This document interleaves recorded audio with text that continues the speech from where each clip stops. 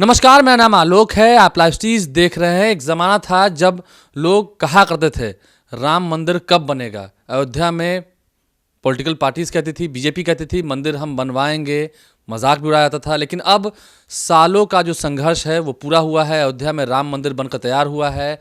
राम लला विराजेंगे, प्राण प्रतिष्ठान भी होगा और 22 जनवरी को सभी वो दृश्य देखेंगे। हम सभी को इंतजार है। हमारे साथ पटना के महावीर मंदिर के आचार्य किशोर कुणाल जी मौजूद हैं, जिनकी भूमिका रही है, अयोध्या के साथ लंबे समय से जुड़े रहे हैं। आज हम इनसे बात करते हैं। सदियों पुराना संघर्ष रहा है। कितना पुराना संघर्ष रहा है आज की जो युवा पीढ़ी है वो नहीं जानती है। इस वीडियो को इत्मीनान से बैठ कर देखें, आप जानेंगे, आप समझेंगे, काफ़ी कुछ आपको नॉलेज मिलेगा इस वीडियो में। हम शुरुआत करते हैं। सर, पहले तो बहुत धन्यवाद, आपने हमें समय दिया बहुत अच्छा इस पर बात करने के लिए। अयोध्या का जो संघर्ष रहा है, अयोध्या में पहले राम मंदिर था, फिर तोड़ा गया, फिर सुप्रीम कोर्ट का क्या वर्डिक्ट आया, कितना पुराना ये संघर्ष रहा है? ऐसा है, मेरी जो शोध पुस्तक है अयोध्या रिविजिटेड, हाँ, इसमें former chief justice of India GB Patnaik साहब की प्रस्तावना है। इसमें उन्होंने भी माना है कि यह मंदिर का विध्वंस 1660 ईस्वी में औरंगजेब के ज़माने में फिदाई खान द्वारा हुआ था। अब 1660 में हो या 1528 मानते हैं, बहुत महत्वपूर्ण नहीं है। इसके साथ एक विषय बहुत महत्वपूर्ण जो है वो यह है कि जब भी मंदिर टूटा, मस्जिद बनी, तब से लेकर के 1856 तक हिंदुओं की पूजा वहाँ बरकरार रही, वो बंद नहीं हुई थी। इसको सुप्रीम कोर्ट ने भी माना है और मेरी दूसरी किताब में इस बात को बहुत उजागर किया गया है कि मस्जिद के रूप में परिवर्तित होने पर भी हिंदू लोग वहाँ पूजा पाठ, और राम जी का एक स्मारक था जो 18 फीट लंबा, 15 फीट चौड़ा और ऊंचा जो रहा होगा वो तो तोड़ दिया गया था, लेकिन उस समय 1.5 फीट था, जिसको बहुत से विदेशी पर्यटकों ने देखा। जब बाबा लाल दास ने ओध विलास लिखा तब भी वहाँ पूजा पाठ होता था।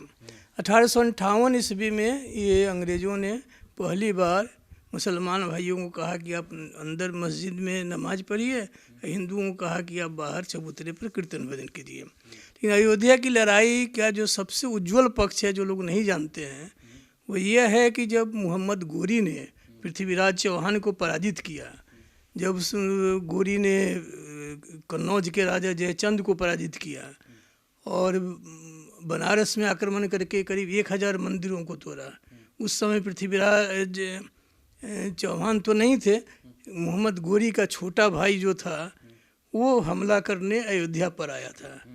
और उस समय एक बरतुआ करके मुसलमान लोग लिखते हैं अपने ग्रंथों में कि वहाँ गवर्नर थे जिन्होंने लड़ाई की। केवल एक मंदिर आदिनाथ जी का जैन मंदिर था, वो तोड़ने में वो सफल हुए।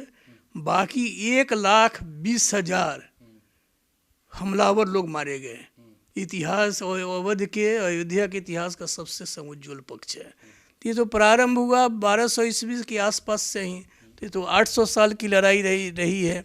लेकिन इसमें सब लोगों ने सहयोग किया और अयोध्या में जाकर के ये 1660 का ये आम धारणा है 1528 में मंदिर मस्जिद में परिवर्तित हुआ। लेकिन पूजा पाठ चलता रहा, जो अंग्रेज़ों के मनमाने आदेश के चलते यह लोगों का अंदर में पूजन अर्चन बंद हुआ। इसके विपरीत, इसके विरोध में पूरे देश में आक्रोश फैला और पंजाब से निहंग सरदारों का एक जत्था आया जिसने विवादित ढांचे को कब्जा किया।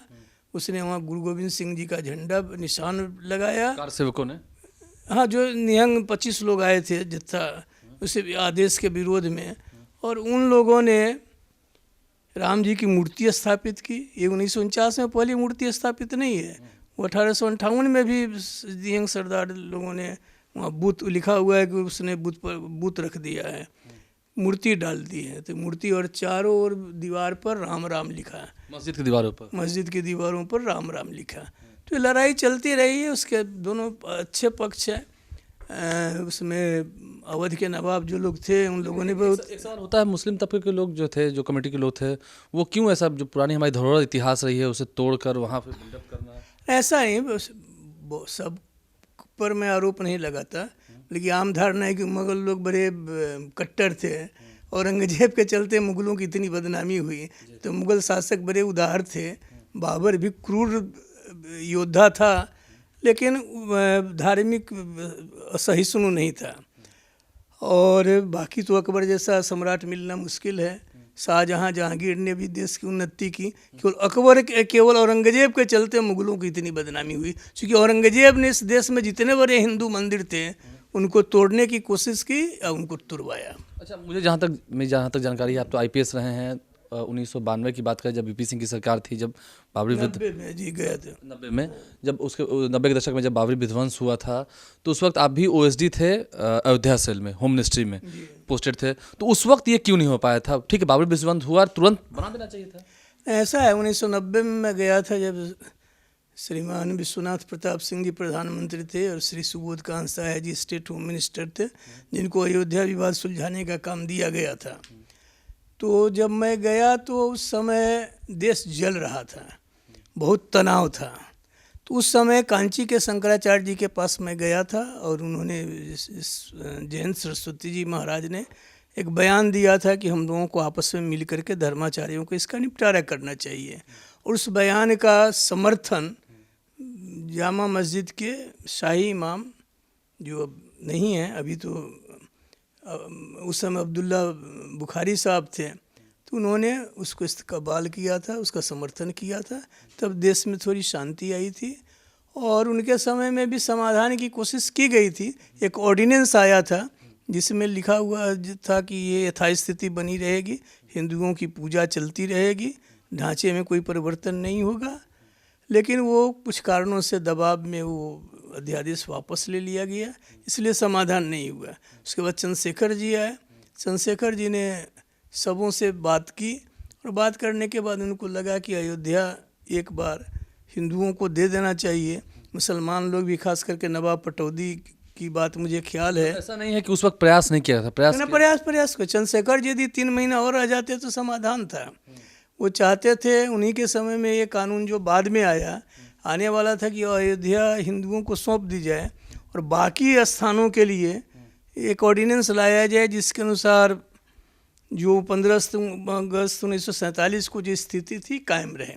मुसलमान लोग भी रिकनसाइल्ड थे, जो आम मुसलमान थे जिनको नेतागिरी करनी थी, वो नहीं तो कभी तैयार थे कि यदि अयोध्या देने से बाकी मस्जिदों को सुरक्षित रखने के लिए कानून बनता है तो अयोध्या सौंप देना चाहिए। मुसलमान इसके पक्ष में थे? मुसलमान आम मुसलमान इसके पक्ष में थे, लेकिन जिनको नेतागिरी करनी थी वो लोग इस बात को मानने के लिए तैयार नहीं थे। लेकिन बहुत से लोगों ने, जिसमें नवाब पटौदी एक दिन मुझे ख्याल है, जो क्रिकेटर थे, उन्होंने भी चंद्रशेखर जी को कहा था कि आप एक अध्यादेश ला दीजिए, सब मस्जिदों, सभी धर्म मस्जिद थी कि अयोध्या में राम मंदिर बन जाए। बहुत लोगों की इच्छा थी, अधिकतर लोगों की इच्छा थी। 1-2 लोग जिनका मैं बहुत फैन था, दिलीप कुमार जी, उन लोगों को देखा बड़े गुस्से में थे कि ये, उनको छोड़ करके अधिकांश लोगों को मैंने पाया कि उनके पक्ष में है। अच्छा, अब तो जब हम पटना के महावीर मंदिर से इसे कनेक्ट करते हैं, थोड़ा सा, ठीक है, कनेक्शन तो नहीं है, वहाँ पर राम रसोई चल रही है। अभी तो राम रसोई में अनवरत लोगों को खिलाया जा रहा है। अगर आप अयोध्या आते हैं तो वहाँ ठीक मंदिर के बगल में राम रसोई चलती है,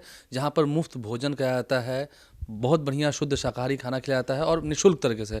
तो 10 करोड़ रुपये भी आपने दे दिया और लंगर भी वहाँ शुरू है। 10 करोड़ में 8 करोड़ रुपये दे चुके हैं। 2 करोड़ रुपये मैं थोड़ा स्वस्थ है, गया नहीं हूँ। 18 को जाऊँगा तो 19 को भी सौंप दूंगा। मतलब राम मंदिर के प्राण प्रतिष्ठान से पहले आप दे देंगे? हाँ, 19 तारीख को दे दूंगा। देना तो था 15 को ही, जब मैं जाने वाला था पहले, तो 19 तारीख को 2 करोड़ दे देने के बाद 10 करोड़ हो जाएंगे। शायद राम मंदिर निर्माण में एक संस्था द्वारा सबसे बड़ी राशि होगी। पटना महावीर मंदिर ने दी है जी, पटना महावीर मंदिर ने दी है। और वहाँ जो खाना खिलाया जा रहा है राम रसोई में, जिस दिन फैसला आया उस दिन के 10 दिनों के अंदर हम लोगों ने राम रसोई प्रारंभ कर दी। 9 नवंबर 2019 को ये फैसला आया था और उसके बाद विवाह पंचमी 1 दिसंबर को थी। तो विवाह पंचमी 2019 से चल रहा है, 5वां साल है। आपने उस वक्त सोचा था कि किसी एक संस्थान द्वारा, किसी एक मंदिर द्वारा इतना भव्य लोगों को बैठा के खिलाया? नहीं, ऐसा मुझे लो नहीं। पैसा तो मैं हनुमान जी की कृपा में विश्वास करता हूँ, तो वो तो उसमें तो संदेह नहीं था। लोग कहते थे कि एक भोज खिलाने में 3 महीने से तैयारी करनी होती है, तो यहाँ हजारों लोग रोज खाएंगे, सालों भर खाएंगे, कैसे चलेगा? नहीं चलेगा, फ्लॉप हो जाएगा। लेकिन आज की स्थिति कि राम रसोई के चलते महावीर मंदिर को देश के कोने कोने में लोग जान गए हैं कि महावीर मंदिर चला रहा है, निःशुल्क चला रहा है, बिहारी शैली में एकदम स्वादिष्ट व्यंजन दे परोस रहा है और प्रेम से खिला रहा है। इसलिए आज महावीर मंदिर की लोकप्रियता देश में किसी भी मंदिर से कम नहीं हुई है। महावीर मंदिर की तरफ से सुनने में आया है कि सोने का धनुष और बाण भी दिया गया ना, पहले कहा था कि महावीर मंदिर की ओर से क्या दिया जाएगा, तो सोने का धनुष बाण सोचा था, लेकिन अमावा मंदिर एक अलग ट्रस्ट है, उस मंदिर के ऊपर सोने का कलश बनाया गया। तो इसके लिए हम लोगों ने भारत सरकार से सोना खरीदा था। तो जो सोना खरीद करके भेजा था कलश बनाने के लिए, उसी सोने में धनुष बाण बन गया। तो अमावा मंदिर ट्रस्ट अब वो पैसा दे रहा है, महावीर मंदिर का उसमें पैसा नहीं लग रहा है। लेकिन 19 तारीख को महावीर मंदिर की ओर से 2 करोड़ का चेक और अमावा मंदिर ट्रस्ट की ओर से सोने का धनुष बाण नृपेंद्र मिश्रा जी को सौंप देंगे। अच्छा, किशोर कुणाल जी कितने खुश हैं? हम बताते हैं, इतना लंबा संघर्ष जो आपने देखा है कि अब राम मंदिर फाइनली बनकर तैयार हुआ। ये तो सपना था। 22 तारीख को आप वहीं रहेंगे? 22 तारीख को, मैं 18 को निमंत्रण भी मिला जी, निमंत्रण मिला। 18 को स्वस्थ रहा तो मैं जाऊंगा, 19 से रहूंगा वहाँ। और खुशी की बात यह है कि 1990 से लेकर मैं 3 प्रधानमंत्रियों के समय में अयोध्या मामला सब में देखा करता था, और बहुत बार वहाँ जा कर के मैंने कल्पना की थी कि मंदिर कैसे बने। और हम लोग सौभाग्यशाली हैं कि हम लोग के जीवन काल में मंदिर बना। मंदिर बनने में हम लोगों ने हाई कोर्ट में भी मुकदमा लड़ा था, सुप्रीम कोर्ट में भी लड़ा था, किताबें लिखी, और इसके साथ ज्यों फैसला आया राम रसोई प्रारंभ की। पहले एक शाम चलती थी, अब 20 तारीख से दोनों शाम चलने जा रही है। रात में भी हम लोग भोजन कराने जा रहे हैं। हनुमान लाखों करोड़ों लोग जाएंगे अयोध्या। हाँ जाएंगे, लेकिन मान लीजिए कि बाकी दिन तो हम लोग वहाँ पहुँच पाएंगे वो खाएंगे? नहीं, ऐसा है 4 बजे अभी 4000 के आसपास लोग प्रतिदिन खा रहे हैं। ये हम लोग मान रहे हैं कि 5000 से 10,000 तक हो सकता है। तो जब से राम रसोई प्रारंभ हुई है तब से हनुमान जी की आय जो है 4 गुना बढ़ गई है। और भी कुछ ऐसी संभावनाएं हैं जिसके चलते इसका स्रोत बढ़ता जाएगा। अभी तो हम लोग न वहाँ किसी से 1 रुपया लेते हैं, न यहाँ लेते हैं, लेकिन राम रसोई के कारण महावीर मंदिर को पूरे देश के लोग जान गए हैं। इसलिए यह हम लोगों के लिए सौभाग्य की बात है कि हम लोगों के जीवन काल में ये मंदिर बन रहा है। नहीं तो परमहंस जी जैसे लोग थे, जैसे जो योद्धा थे इसके, ये लोग इन लोगों के जीवन काल में नहीं बना। तो हम लोग अपने को सौभाग्यशाली काफी मानते हैं। जी जी जी। तो अंतिम सवाल चलते देते हैं, अयोध्या जा रहे हैं तो अयोध्या से प्रसाद लेते हैं ना? जैसे ठीक है, अयोध्या में जा रहा हूँ, लेकिन अयोध्या से मैं लौटने में मुझे विलम्ब होगा। लेकिन हाँ, वहाँ का प्रसाद क्या है, महावीर मंदिर से भी प्रसाद मिलेगा, और वहाँ से मुझे काशी होते हुए आना है, तो आने में विलम्ब होगा। लेकिन तब तक, पिछली बार तो हम लोगों ने 1.25 लाख लड्डू बांटे थे जब भूमि पूजन हुआ था, तो इस बार तो बांटने वाले बहुत लोग हैं। उस समय तो मैं था, एक और कोरोना काल के से ठीक पहले की बात जी। इसलिए जो प्रसाद है सबको मिलेगा, खुशी की बात है। खुशी किशोर कुणाल साहब के चेहरे पर दिख रही है। IPS रहे हैं और निमंत्रण भी इन्हें मिल चुका है। 22 तारीख को वहीं होंगे। महावीर मंदिर की ओर से 10 करोड़ रुपए की जो राशि है, देश में एकमात्र कोई ऐसा मंदिर, कोई ऐसा संस्थान है जिसके द्वारा राम मंदिर निर्माण में 10 करोड़ की सहयोग राशि दी गई है, और इसके लिए काफ़ी खुश भी हैं। कितना लंबा संघर्ष रहा है, 800 साल पुराना संघर्ष रहा है, क्या कुछ इतिहास रहा, और कैसे मुस्लिम धर्म के लोगों ने भी, अधिकतर मुस्लिम धर्म के लोगों ने भी ये माना था कि अयोध्या में राम मंदिर बनना चाहिए। उसके बाद जाकर फिर सुप्रीम कोर्ट का जब जजमेंट आया 2019 में, उसके बाद 5 सालों के भीतर भव्य राम मंदिर बनकर तैयार है। और अब इसका जब और वाल्मीकि का वचन कह देना चाहता हूँ। वाल्मीकि ने लिखा है कि जहाँ राम है वहाँ भय का नाम नहीं हो सकता और कभी पराजय नहीं हो सकती। इसलिए यत्र रामो भयं नात्र नास्ति तस्य पराभव।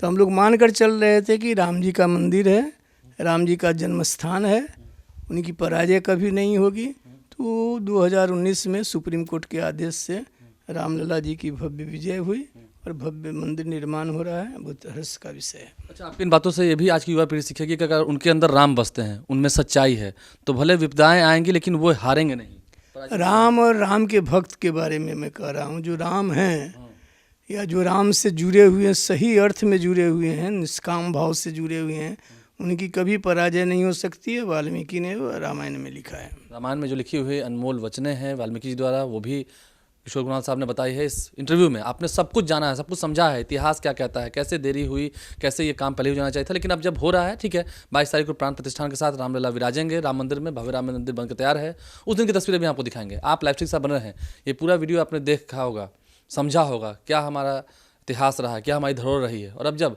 राम मंदिर का निर्माण हो रहा है तो कितनी खुशी की बात है। उम्मीद है आपके चेहरे पर भी मुस्कान होगी। हमारे चैनल को सब्सक्राइब कर लें, साथ साथ फेसबुक पेज भी लाइक करें। धन्यवाद।